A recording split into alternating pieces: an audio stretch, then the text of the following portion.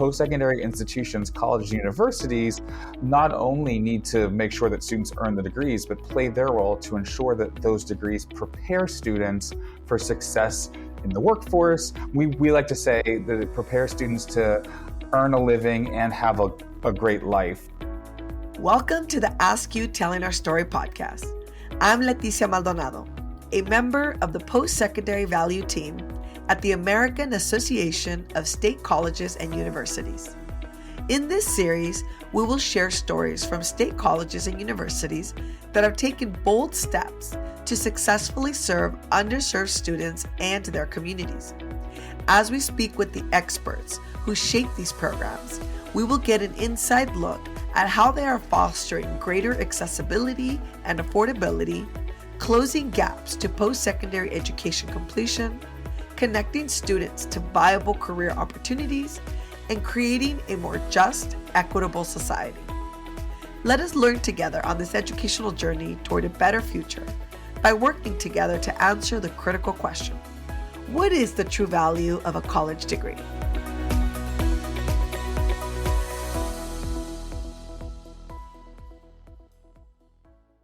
For this first episode, we'll be talking with Dr. Mildred García, President of AASCU, Dr. Chuck Welch, President of the Arkansas State University System and former Chair of the AASCU Board of Directors, and Dr. Jamey Rorison, Senior Program Officer for the Bill and Melinda Gates Foundation. We'll discuss the critical role AASCU is playing to expand life-changing opportunities and close opportunity gaps for today's diverse student populations. Dr. Garcia, Dr. Welch, Dr. Rorison, welcome. Thank you very much, Leticia. Mil gracias. It's wonderful to be here with you. Thank you, Leticia. It's wonderful to be with you as well. Yes, thank you so much for having me, Leticia. Dr. Garcia, I'd love to start with you. You've led AASCU now for 5 years. Please tell our listeners about AASCU and its mission. Oh, gladly. AASCU is the collective voice of 350 public colleges, universities, and systems that hold students in the community at the very heart of their mission. Our association works to expand student access, success, and opportunity, promote world-class teaching and experiential learning tied to career advancement, and support applied research and service that advances economic development and quality of life in communities across the country. Our aim is to positively impact traditionally underserved students, specifically students from lower income families, students of color, and first-generation college attendees. Here at AASCU, we firmly believe in the value of a post-secondary education, particularly in creating transformative opportunities for economic and social mobility for what I call the new majority of America. That is why I was so honored and so happy to serve as the co-chair of the Postsecondary Value Commission convened by the Bill and Melinda Gates Foundation. Thank you, Dr. Garcia. Now, Dr. Rorison, can you please talk to us about the Postsecondary Value Commission's work and how important was it to have AASCU as a key partner in guiding these efforts? Absolutely. The Postsecondary Value Commission was made up of 30 diverse leaders brought together to do three things. First, to propose a definition of equitable post-secondary value. Second, to develop a way to measure that value. And third, to urge action to improve value and make it more equitable. It really was an honor and a privilege to have Dr. Garcia serve as the co-chair of our commission with Sue Desmond-Hellmann, who was the former CEO of the Bill and Melinda Gates Foundation. The commission released its final products in May of 2021, including the report, Equitable Value, Promoting Economic Mobility and Social Justice Through Post-Secondary Education, and an action agenda which focused on 5 key outcome priorities. First, equalizing access to increase post-secondary value. Second, removing affordability as an impediment to post-secondary value. Third, eliminating completion gaps and strengthening post-college outcomes to ensure post-secondary value. Fourth, improve data to expose and address inequitable post-secondary value. And finally, promote social justice by providing equitable post-secondary value. Thank you, Dr. Rorison. We know you're very familiar with that report, as you were a major contributor and one of the authors of this groundbreaking effort. Now let's do a deeper dive into these 5 outcome priorities. For each of the outcomes, I'd love to hear from each of you and have you share more about what they mean, what evidence we have that shows that there's a problem in today's post-secondary landscape related to this outcome, and what actions are being taken to address the issue. So let's go ahead and get started. Dr. Garcia, if you could please speak about equalizing access to increase post-secondary value. What does this actually mean? You know, American colleges and universities are underserving first-generation low-income and or students of color due to inequitable access to post-secondary education. Quite frankly, we haven't done a great job as we look at the success. So we know that a post-secondary degree is an indispensable part of the American education and workforce training requirements. And colleges and universities need to do a better job because for centuries we haven't done the job well in being accessible to all students, regardless of background, ethnicity, and bringing students from all over to help them be successful. We at our institutions need to challenge our requirements of what we're looking at. How do we look at students' background? Where do our students come from? How many languages do they speak at home? All of that should be considered in the admissions requirements. And so we must challenge ourselves in our institutions to make sure that we look at those barriers, understand what those barriers are from the students and their families, and eliminate those barriers to move them forward and then to document it with access and assessment. Thank you, Dr. Garcia. Dr. Welch, now I want to turn to you to define the second outcome priority, removing affordability as an impediment to post-secondary value. Well, certainly, Leticia, affordability is a critical factor in determining where a student might attend an institution or whether they're going to attend at all. And as we know, unfortunately, we continue to see too many public opinion polls that show that American families are beginning to question whether or not there is value in a higher education and whether the cost is too high to get the benefits that a higher education provides. You know, we know that for many of our families of color and low-income families, that the percentage of their income that would have to be spent on higher education is incredibly high. And we also know at the same time that many of our institutions focus their financial aid and scholarship opportunities on areas that have qualifications that are based more in merit than in need. You know, one of the things that was found through this study was that a high-income student is 5 times more likely to receive a degree by the age of 24 than a low-income student. And a high-income family spends about 1/6 of their income on higher education costs, while a low-income family spends nearly all of their income on that. And this all happens in an era where we're seeing less and less investment or even disinvestment at the federal and state governmental levels, requiring our institutions to have annual increases in tuition and fees that are outpacing the income growth of our families. And so I think we have to have a focus on affordability. And one of the recommendations of the study was to really talk about the need for greater investment in state and federal governments, to talk about the need for our campuses to really hone in on efficiencies and cost containment and keeping tuition increases at a minimum. And then finally, really focusing on putting more need-based aid into our institutions to ensure that those students who need the funds the most and who would benefit the most from that higher education have that opportunity. Thank you, Dr. Welch. Dr. Rorison, if you could please speak to eliminating completion gaps and strengthening post-college outcomes to ensure post-secondary value. Yes, absolutely. So I want to build off of what both Drs. Garcia and Dr. Welch said. You know, in the 90s, of course, post-secondary education reform was mostly focused on access. That was an important issue. It is still an important issue today, as Dr. Garcia said. And, you know, affordability has also been a logical progression of higher education reform.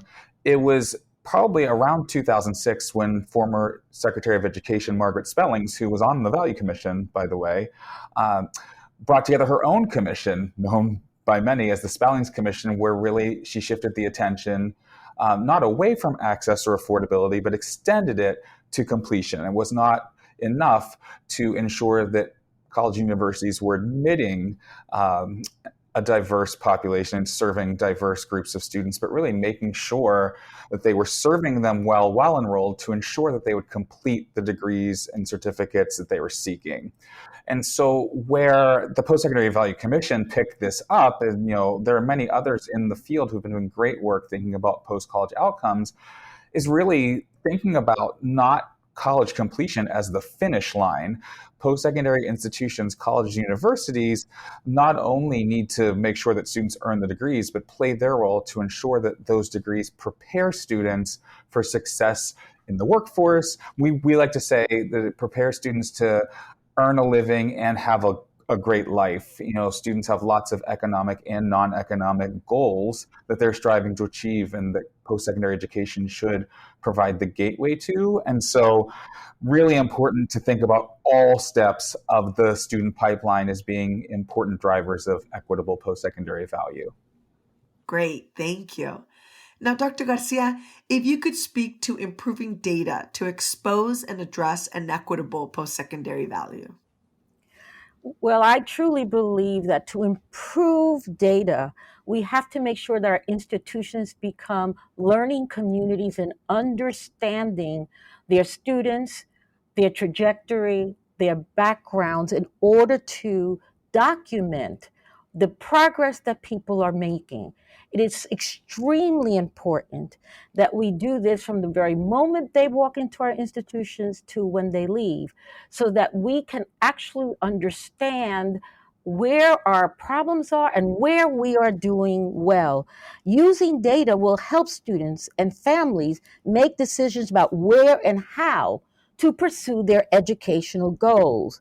The data is going to be able to inform and advise us on how do we guide these students to the path of their choice and help policymakers understand our institutions so they can invest within our institution. It is so important that we have data so that when we go to our legislators, the state and federal, that they understand the success our institutions have had in graduating our students and demonstrating the careers and the continued education that they advance to as they continue to not only lift themselves, but lift their city, state, and nation. Thank you, Dr. Garcia. Now, Dr. Welch, could you please speak to the fifth outcome priority, promoting social justice by providing equitable post-secondary value? Well, Leticia, often when individuals think about higher education, they obviously think about the disciplines that are a part of our institutions. But one of the things that we don't talk about as much is that social justice aspect of what we do and what that means to not only the individual that is receiving the degree, but to the entire community in which the institution is located, to the state, and to the nation. One of the most critical things that we do in higher education is when we enroll a student, when that student persists and ultimately obtains a degree, we break that cycle of poverty. For so many of those students that are first generation or students that come from underserved and underrepresented populations, we give that student upward mobility. And that's going to not only, as I said, help them, it's going to help their family, it's going to help their entire community. We teach those students about being engaged and about really understanding the importance of equity, the importance of justice, the importance of those things that help lift up our entire country. But too often, all we talk about is the cost of higher education, going back to my earlier comments, and we don't talk so much about the investment. And when I talk about that investment, I know I sound like a broken record, but it is not only an investment in the individual receiving the degree, but it's for our entire society. An individual with a college degree is less likely to be unemployed. They're less likely to become incarcerated in their lifetime. They're much less likely to have to rely on public assistance programs. They live healthier lives and have a better impact on our health insurance programs. They are going to volunteer more hours. They're going to be more philanthropic. When you really think about the ills of society, one of the things that is a cure is higher education. And so it's a way of improving that quality of life for all of our individuals. And so one of the things that is so critical when we talk about the value, when we talk about that investment, is to talk about the way that we literally change lives. And as institutions, we have to be more welcoming, we have to be unbiased, we have to be inclusive, we have to be purposeful in ensuring that we have racial and gender diversity, and that we're really reaching out to and accommodating those students from historically underserved, underrepresented populations, first-generation college students, to ensure that we give them that chance to have that upward mobility, and in turn, to find that more equitable society that we all want to live in. Great, thank you. Now, I actually have a follow-up question to that, because you were the chair of the AASCU board at that time, and you issued a call to action to AASCU members. Please walk us through what inspired you to do that, and why do you believe AASCU institutions are uniquely positioned to support the Commission's action agenda? Sure. So, some of the inspiration was personal. I'm a first-generation college student. I live and work in a state that has very historically low educational attainment rates. And so when I read these types of materials and I know the difference that it can make, I know the difference that it made in my own life, and I know the difference that it can make in a historically poor community or a poor state. But I was also driven by my understanding of AASCU, who we are, who our institutions serve, and what we do. And I knew immediately that we were uniquely positioned to lead this reform. Now, reform may not be the right word, quite frankly, for AASCU institutions, because in many cases, we're already doing this work. Many of our institutions have, for many years, focused on those students who, if not for our institutions, perhaps would not have the opportunity to obtain a college degree. We believe very strongly in access, that everyone deserves the opportunity to attend college and ultimately live that American dream that a college degree can help foster. Our institutions are more affordable. Our institutions are those that do allow for a greater return on investment for our students who come to our institutions. Because of the nature of our students, because of the nature, quite frankly, of our faculty and our administration, many of whom also either attended AASCU institutions or have great familiarity with AASCU institutions, we are intrinsically committed to developing pathways to completion to ensure that our students do have the opportunity to persist and graduate. We're not just interested in how many we enroll on that first day of the semester, but truly on how many are there on the last day and how many are there on commencement day. And then our institutions have long taken a lead in social justice promotion and really focusing on diversity and on equity and on inclusion.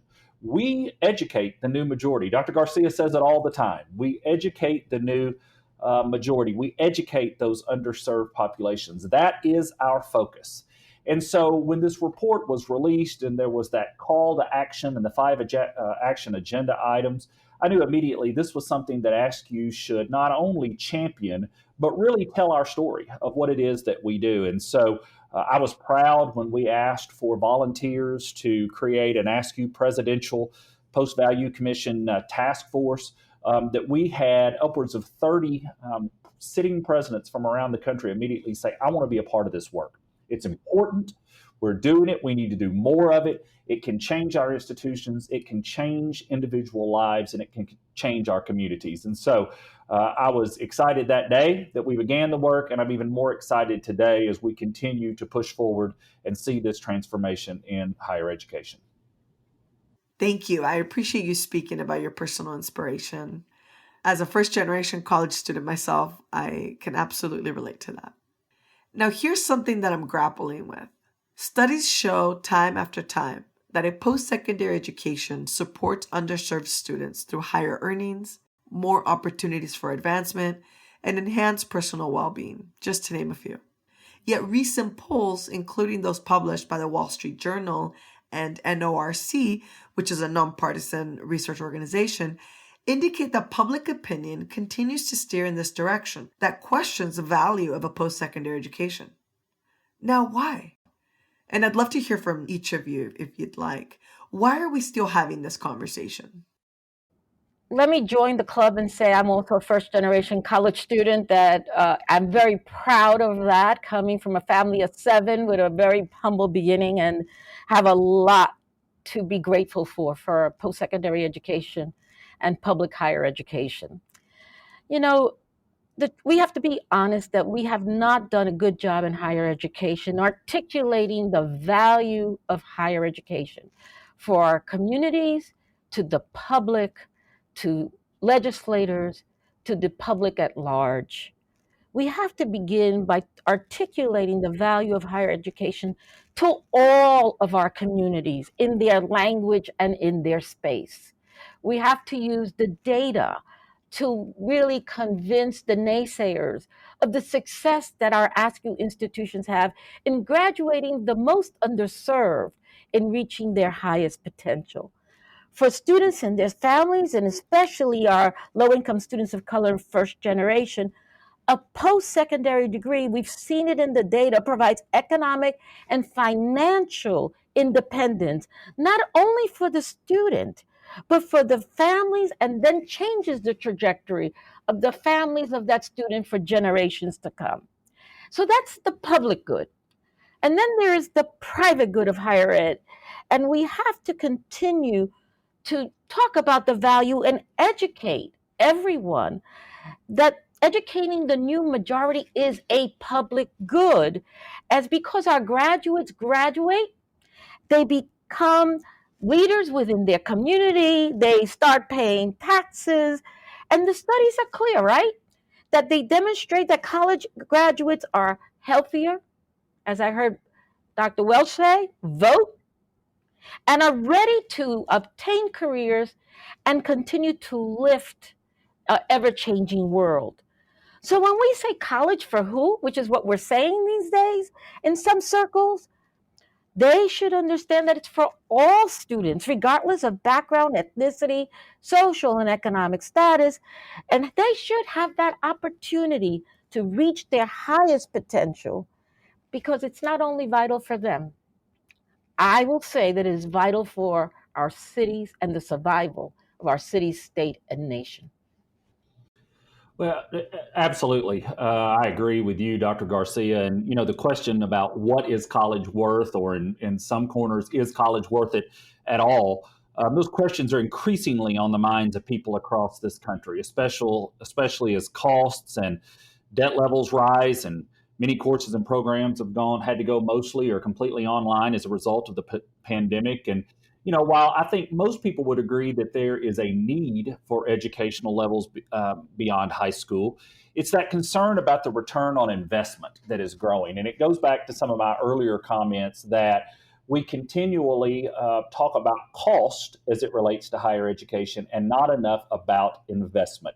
And we're as guilty of that at our own institutions sometimes. To Dr. Garcia's points about we've got to do a better job communicating those. And so we have to talk about that investment, talk about what it means to that individual, talk about the efforts and implement efforts to expand access and success to ensure that we are being equitable and that we're yielding results. And, now is the time. Now is the time to build on the efforts that I mentioned earlier that have already been ongoing, to make sure that prospective students and their families understand that access and success offer their students a fair shot at a better living and a better life. And unfortunately, that is not the reality today. And I think that this questioning of value and this questioning of cost versus investment is exacerbated among the very populations that we really want to work harder to gain access, those underserved and underrepresented populations.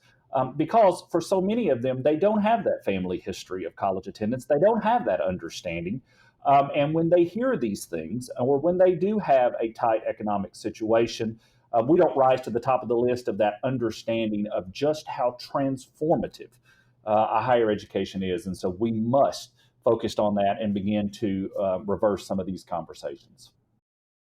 I agree wholeheartedly with everything that both you, Dr. Garcia, and Dr. Welch have said. So I will just add, when the Value Commission started its work, we were thinking about the tagline question, and we had batted around the idea, is college worth it? And we realized we actually know the answer to that question. The answer is yes. So what is college worth was the question that the commission settled on because of the inequities that persist, the systemic inequities that don't necessarily make a college education worth it the same way to students based on their race, based on their socioeconomic status, or on their gender. And that's what the Value Commission worked really hard to try to interrogate and try to develop an action agenda that would enable post-secondary leaders, state and federal policymakers to really address head on. And I think also part of this, there is, to your point, Leticia, there has been some very strong reactions in terms of public opinion research about the value of college. One of the things that maybe we haven't always been able to do well up to this point is measure the value of a post-secondary education. To Dr. Welch's point, thinking about ROI in particular, how cost is only one part of that equation. And also thinking about the fact that students reap economic and non-economic benefits from college and university education, not always easy to quantify, and also the societal benefits that a college education provides for society in both economic and non-economic ways. That's why part of the Value Commission's remit was to produce a framework for measuring value, and that's out in the world now. It's on the Value Commission website, and our partners at the Institute for Higher Education Policy are continuing to keep that work alive through a project called the Value Data Collaborative. I think that we need to compel to hearts and minds when we're combating these narratives. And so having better data at the federal and state level certainly go a long way.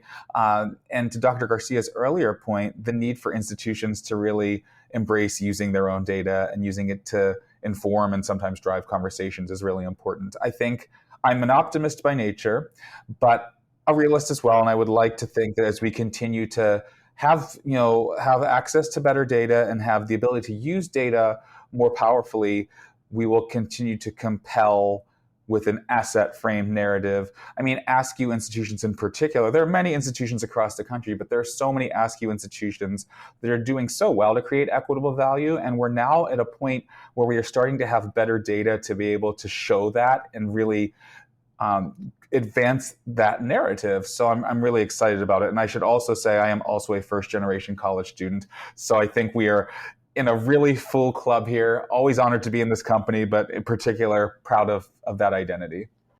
Great, thank you. Now, Dr. Garcia, against this backdrop, how is AASCU answering this call? Well, it was important for us to share the equity work outlined in the report that our institutions, as Dr. Welch said, are already doing via promising practices that demonstrate the value added through personal enrichment, preparation for successful careers, and contributions to society. To that end, we've launched the AASCU Telling Our Story microsite with data-rich resources our members can use, including a messaging platform with talking points and an elevator speech, infographics, pre-written social posts, and guidance on how to write op-eds. We expanded the site to include promising practices from AASCU members who are exemplifying how they are supporting the action agenda of the Post-Secondary Value Commission. We've also hosted a webinar for our chief communication officers on our campuses to empower them to leverage our resources to amplify their stories of student success. And we are also introducing this podcast series to again demonstrate the work of our institutions and showcase the impact they are making on their campus communities and in their regions. Absolutely. That is something I'm very excited about. Shedding the spotlight on AASCU members and giving them a venue to tell their stories and reach more students and their families and have more impact. And Dr. Rorison, from the Foundation's perspective, how is AASCU's work countering the ever-growing negative perception about the value of a college degree? And what more can be done across the higher education ecosystem? I think that AASCU is doing incredible work. I'm biased, but I absolutely believe that AASCU is doing phenomenal work and really leading the nation in many ways in this equitable value movement. To my earlier point, we want to compel hearts and minds. And sometimes the quantitative data do a good job of compelling the mind, but I think the AASCU Telling Our Story initiative is going to go a long way to reaching hearts. Policymakers, if you think about federal and state policymakers, yes, they look at the numbers, but when you bring a student to testify at a hearing, or if Dr. Garcia has testified at more hearings than I'm sure she can even count, being able to also bring concrete, clear examples that really put a human touch to this work is so important. So that's, AASCU is doing fantastic work in thinking about the hearts and the minds, because they're both really important. And I will say, I've had the privilege of sitting in on a few of AASCU's post-secondary value task force meetings, and being at AASCU events. The thing that really, I think, has made this work so successful to this point is that, first of all, AASCU as a membership association and its members really seem like a family to me, and in all of the best ways. So not only is there the sense of caring and concern and wanting to collectively help students, but there's also the willingness to roll up sleeves, to think about what needs to be improved, to maybe call each other out over the dinner table if there's something that needs to be done better. And I think that Dr. Garcia and her team at AASCU, Dr. Welch, who has co-chaired this commission, those conversations are all very productive, not because everybody agrees, but because everybody is aligned with a common mission and they think about the students at the center of it all. So what can be done across the higher education ecosystem? I think just more of the types of things that the AASCU campaigns are trying to advance. I'm always interested in thinking about how all post-secondary institutions, all federal policymakers in all 50 states can be centralizing this equitable value mission as they think about all of the incredible influence they have. I think everybody has an opportunity to improve the lives of students. And so, anybody and everybody who wants to get involved in this is welcome. Thank you. That's encouraging, Dr. Rorison. Post-secondary value work is such a worthy endeavor to ensure that all students, regardless of race, gender, background, or economic status, have an opportunity to achieve success in their post-secondary years and beyond. Dr. Garcia, Dr. Welch, Dr. Rorison, thank you so much for being here and sharing this vital information with our listeners. Any final thoughts? Well, thank you, Leticia. This work is not only important, it is critical to the future of our nation and to the future of our families. I'm thrilled that we have an outlet through which we can spotlight these pivotal issues. And I just want to implore our other institutions and my colleagues to continue to carry out these recommendations in this work, because I think the difference that it makes and that we will all see will be something we'll be very proud of many years into the future. And I would like to add that, like Dr. Welch, I think this is so important for our nation to recognize that in order for this nation to be vital and productive, we need to educate all in order to reach their highest potential. I continue to be excited about the work. I wake up every morning loving to come to work because our AASCU institutions put students at the center and are always looking for ways to do better by those students and make their institutions student-centered at the very heart. We at AASCU will continue to help these institutions to be chief reminder officers, to let the world know that post-secondary education is critical. And we will do it, as Dr. Rorison said, with data and stories, heart and mind, to make people understand. And one more thing, we will do it in multiple languages to reach all of our communities. Thank you so much. This was amazing to be with this amazing group of people. Thank you so much for the opportunity to be here, Leticia. And again, it's always such a privilege to spend time with you, Dr. Garcia, and with you, Dr. Welch. This is such important work. And I, again, feel really optimistic that not only is there such passion that AASCU is bringing to this work, but talent and brain power and just energy. And I think there are a lot of opportunities to address inequities before, during, and after post-secondary education. There are a lot of great people doing this work, but it's imperative. The future of our nation really depends on it, not only from an economic standpoint, but from a non-economic standpoint. So thank you again. I'm really excited to listen to all of the future episodes of this podcast, to hear all of the incredible work that AASCU institutions are doing. Thank you again to all three of you. To all of our listeners, this was our first episode of the AASCU Telling Our Story podcast. I look forward to continuing the conversation on the value of a college education. Thank you for joining us.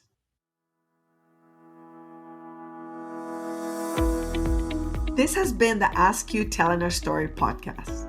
As we continue this series, we will share stories from AASCU members who have taken bold steps to successfully support underserved students and their communities. Please get the word out about this important work by sharing this podcast with colleagues, teachers, students, family, and friends. It's available on Spotify, Apple, Google, Stitcher, and many other podcast platforms. If you are an AASCU member with a promising practice that you wish to share, please visit AASCUtellingourstory.org. Thank you for listening. Until next time.